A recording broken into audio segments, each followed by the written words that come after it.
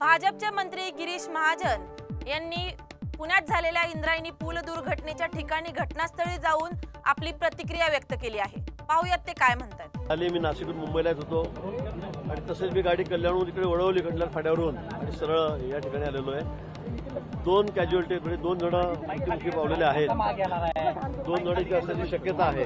पुलाखाली खाली दाबलं गेलं आहे आणि जवळपास 35 जण हॉस्पिटलला ऍडमिट आहेत। काही खासगीमध्ये आहेत, काही सरकारीमध्ये आहेत। असे 35 जण जवळपास 32 ते 35 जण या ठिकाणी ऍडमिट आहेत, पण ते आउट ऑफ डेंजर आहेत। फार त्याच्या जीवाला धोका नाही असं डॉक्टरांनी सांगितलेलं आहे। अतिशय दुर्दैवी अशी घटना आहे।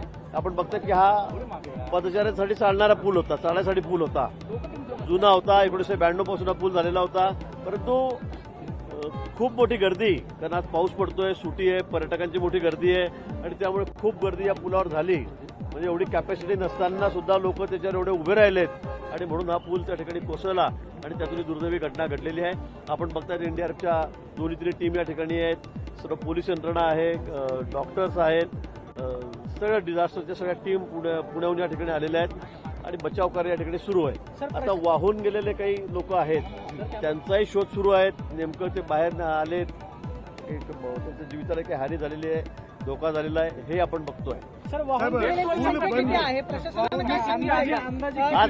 आज तसं नक्की सांगता येईल। इथे गर्दी खूप होती। आज मला इथल्या स्थानिक लोकांनी सांगितलं की आज पर्यटकांची खूप मोठी गर्दी या ठिकाणी होती आणि हा पूल आपण बघतात इथे मध्ये त्याला कुठला सपोर्ट नव्हता आणि हा पदचाऱ्यांसाठी पूल होता, पण एकाच ठिकाणी सेंटरला लोक त्या ठिकाणी थांबले आणि त्यामुळे हा पूल खाली तो वाकला, कोलॅप्स झाला आणि त्यातून ही घटना घडली। आता इतिहास सांगणं कशी नाही, कारण मोजता येणार नाही किती लोक होते पुलावर, किती जण होते, किती वाहून गेले, किती सापडले।